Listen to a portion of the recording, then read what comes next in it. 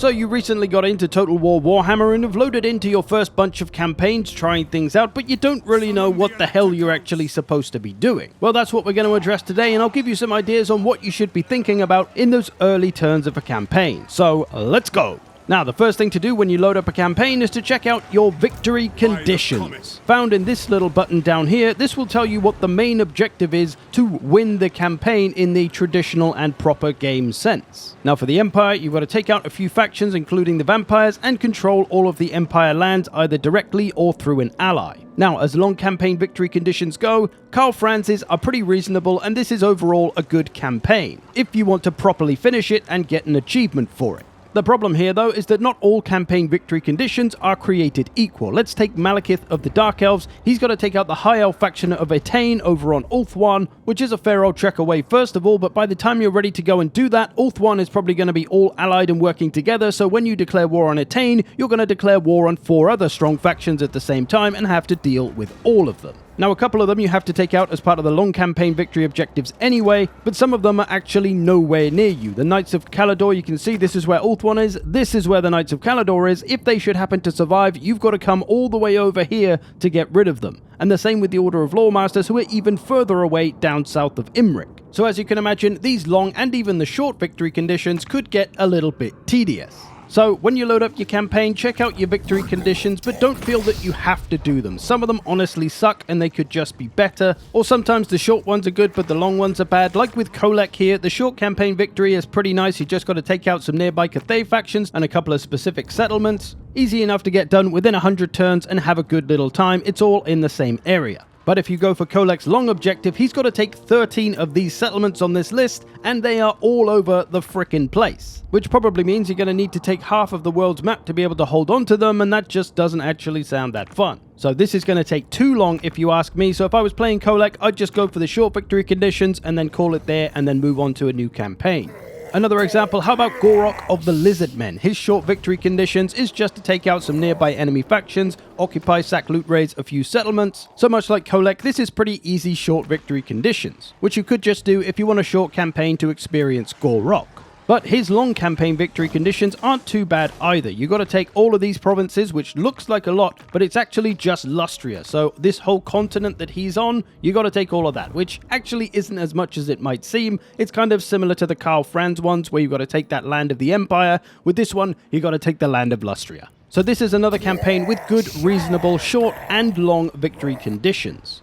And while a lot of campaign victory conditions will give you a specific thing to do, some are a bit more free in what you do and which direction you go. Like good old Grimgor here, he's got to control 5 of these settlements by direct ownership or allies, and while some of them are a little bit far away, a lot of them are within a reasonable distance, but honestly this will still probably take a fair old while and won't be that short of a campaign. And what is his long victory conditions? Well, just sack a bunch of settlements, which everyone has anyway, so he doesn't really have anything to do specifically for his long victory. Just got to make sure you got that short victory one done, and the other one will come with it once you've taken out a bunch of settlements. So yeah, a lot more freedom with this campaign. You can choose the 5 settlements, which could be in all different directions. You get to choose where you go. So look at the victory conditions, decide if you fancy them or not. If you don't, it's no problem. It's fine. You don't have to do them at all. Unless you want achievements, then you've got to get the long victory conditions. And we'll talk about what to do if you don't want to do the victory conditions in a bit. So, you've made a decision about your victory conditions. The first order of business is always, in pretty much any campaign, take the first province. In this case, for Karl Franz, that's the Reichland. That's the province. Don't confuse province and settlements. Those are different things. As you can see, there's 4 settlements in this province of the Reichland. So you got to take all of them to control the province, and also you'll start at war with a certain faction, so you got to destroy that faction, which sometimes might push you into a second province. It'll be different with different campaigns. But yeah, that's pretty much always the first order of business in any campaign. Take your first province, take out the enemy that you start at war with. There's a few exceptions like the Beastmen who don't have provinces because they just destroy everything. But yeah, most campaigns focus on those 2 things first of all. So you've decided whether you're doing your victory conditions, you've taken your first province. What now? Expansion. That's at least what you should be thinking about. Whether you should expand is entirely up to you. Are you happy with your one province, your little slice of heaven? Is that enough for you? Because you don't necessarily need any more than that. But maybe you want a big old kingdom and you want to take the entire land of the empire. Maybe you're going for that long victory objective. You want to take it all and have a massive kingdom of 15 provinces, ruling over it like an absolute dictator. Well, that's a viable option too. Or maybe you want something somewhere in the middle, just a small kingdom, maybe like 4 or 5 provinces. That is also a totally acceptable option. The beauty of Total War is you could do any of these 3 ways: single province, loads of provinces, a few provinces. They're all fine and totally work if you want them to. It will change your playstyle depending on which one you want to go for and which faction you are as well.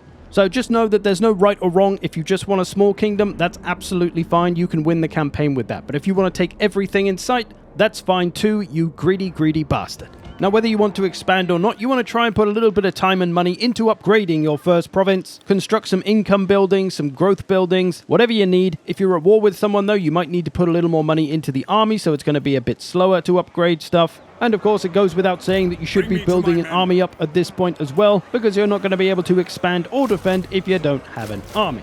But one thing to bear in mind when deciding whether to have a massive kingdom or a small kingdom is to understand how your faction plays. For example, the Empire makes most of its money from income buildings, port settlements, from trade agreements. So of course, the more territory you can take and the more stuff you can construct, the more money you're going to make. Comparatively to the Greenskins, let's say, who can make money in the same way with income buildings, port settlements if they can get them. They can't get trade agreements though. But what you'll find in the Lord skill points is that you can make more money from raiding, sacking, and looting, so this lends more to a playstyle of having a small kingdom and then just going off and raiding and pillaging everyone else's, without actually having to take the territory for yourself. And you'll notice in Karl Franz's skill points, he doesn't have any of these money-boosting skill points down in his blue line, so that kind of raising, sacking, raiding playstyle isn't going to be quite as strong for him. But this is Total War, there's a lot of freedom, you don't have to play how you're supposed to play. For example, playing as Cathay here, I've got a single province, and I'm doing just fine, even though Cathay plays kind of similar to the Empire in that you want to take more territory really, so you can construct more buildings, get more materials to trade. And while I don't have a ton of income, I do have 2 armies and 30 grand in the bank, so we're doing just fine, even though we're not playing the optimal playstyle way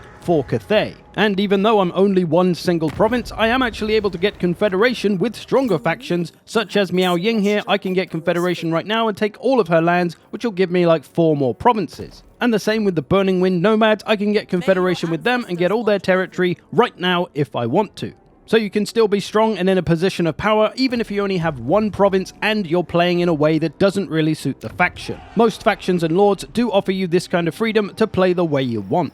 So don't feel like you're doing anything wrong. Whether you choose to have a smaller or larger kingdom, it can all work depending on what your goal is. If you're going for victory conditions that require you to take a certain territory, then obviously, yeah, you need to expand it to that territory. But if not, it's up to you. You could try getting an ally there instead. You've got options. So you've decided about victory conditions, you've taken your first province, taken out your first enemy, you've built an army, upgraded your province a little bit, and decided how big of a kingdom you want to try and take. Now, the next thing to do is check out who the hell is around you on the map, because this game is not called Total Sit in your province and make money nicely, it's Total War. So somebody's bound to come after you at some point if you don't go after them first, so it's good to have a look around, see who's around, and who you can expect to maybe come after you. As a very loose rule of thumb, if you're a good guy faction, Empire, Dwarfs, Cathay, Kislev, you can expect to probably be allies and be more friendly with other good guy factions. And it's the bad guy factions that are more likely to declare war on you. The Skaven, the Beastmen, the Chaos, the Vampires, and vice versa. If you're playing as a bad guy, it's more likely to be the good guys coming after you.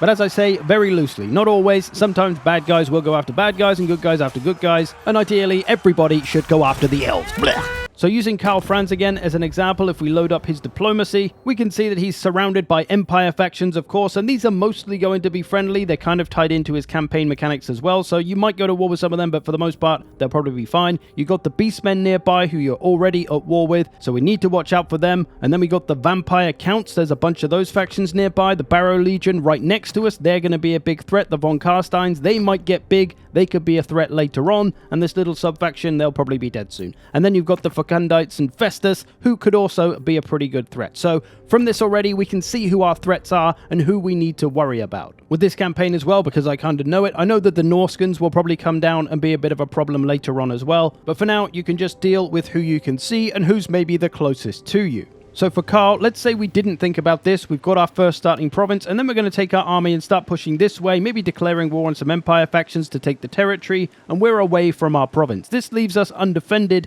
and what you might find is this nearby Vampire faction, the Barrow Legion, they might see that we've got no armies here defending, so they will declare war on us and then push into our territory while we're away from it, and thus we won't be able to defend it. So obviously it might be best for us to come and deal with this vampire faction first. And if we can take them out, that's likely going to get rid of our threats from the west, and it'll just be Bretonnians there who we can make friends with, and we don't have to worry about our western borders. But as I've said, this game offers you a lot of freedom. You don't have to do that. Let's say we don't want to go after these vampires just yet. Maybe we want to push down and try and take this Solent province down here, which is taken by a couple of random little factions. Well, we could push in that direction.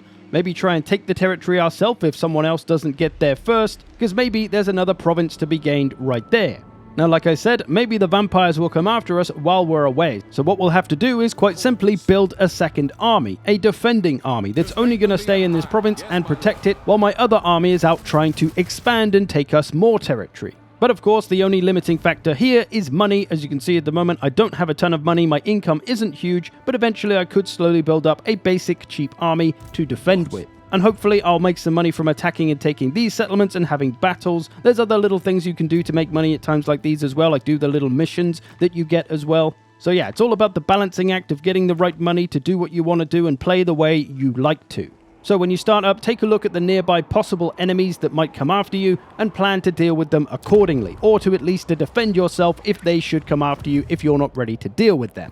And at the other end of the spectrum, let's talk a little bit about allies. When you look around yourself at the start, you can see who maybe you might be able to make friends with down the line, and you want to start building that relationship. And a good way to do that is to, well, not piss off whoever it is you're trying to make friends with, just like real life. So Karl Franz again, let's say we want to try and make friends with Marienburg, who are next to us. Their territory starts here.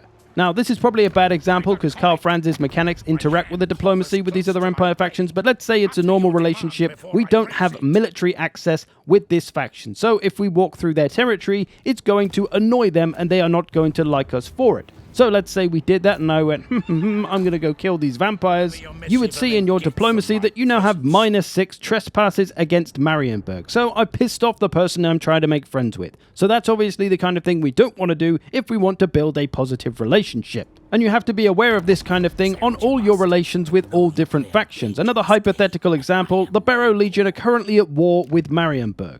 Now let's say Marienburg offered us a trade agreement. Obviously they're not going to here, but let's just say they did. That's actually going to piss off the Barrow Legion and make them dislike me more because I'm making friendly with their enemy. And now while it's inevitable that they'll probably declare war on me, it might come a little bit sooner if I keep pissing them off with actions like this. So whoever you're doing some kind of diplomatic action with, be aware of who they're at war with and who their allies are, because it's going to affect those factions as well. You might think when a faction offers you a non-aggression pact or a trade agreement that it's always a good positive thing and you should always just click yes and do it. Well, not always. Sometimes it might have a bad knock-on effect for your relations with other factions that you maybe don't want to go to war with or aren't ready to go to war with, and that can just make your life harder. So be aware of all your diplomacy. Whoever you're interacting with, check who their enemies and allies are, and make the decision looking at the full picture. So I think these are some of the major things you want to think about when you're starting off your campaigns. But what can you do if you don't fancy your given victory conditions? Because as I say, some are better than others. Well, it's a sandbox, right? Make your own fun. Like in many strategy games, you just kind of have to find something that you want to do. If you are somebody that does need an objective and something to aim at, well, you could make up whatever you want. Maybe you're someone who hates elves. You do hate elves. And you want to go and clear Athol Loren of all the elves and make it a nice, peaceful, happy forest free from stinking elves. And you want to do it with nothing but dwarven slayers. Maybe you want to play as Norska, pretend you're the Vikings, and sail over to England and claim it for yourself, killing loads of elves in the process. How convenient. You do hate elves. Maybe you want to play as Karl Franz but change his name to Genghis Khan and only use cavalry and Mongol tactics. I've done that for a video, as I may have done with all of these, if you haven't guessed already. Maybe you're weird and you like playing elves, so you want to build a dragon army. Don't do it, you hate elves. Dragons are cool, though. Or maybe you want to play vampire counts and use only ghost units to scare the shit out of everyone. Like I say, Total War offers a lot of freedom to do what the hell you want.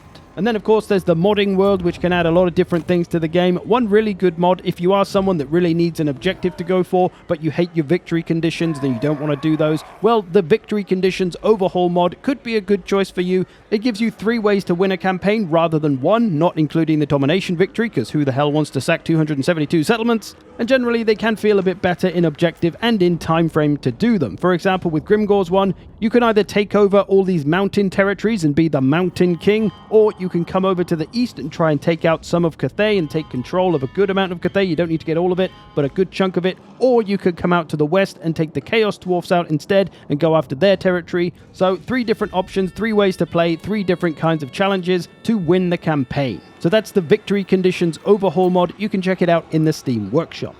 But there we go. I hope you've enjoyed this. Thanks for watching. If there's anything you do find particularly difficult with campaign, if you're a newer player, do let me know below. I would be curious to know what the general things are that people get bothered by. Overall, I think this video might be a little bit too vague. There's so much that I could say on all of the different topics we covered. But, you know, try not to make the video an hour long, I guess. If you want to see some of the ridiculous videos I mentioned, they are all over here. And if you'd like to consider supporting the channel, do check out the memberships below or the Patreon. Otherwise, I'll see you in the future.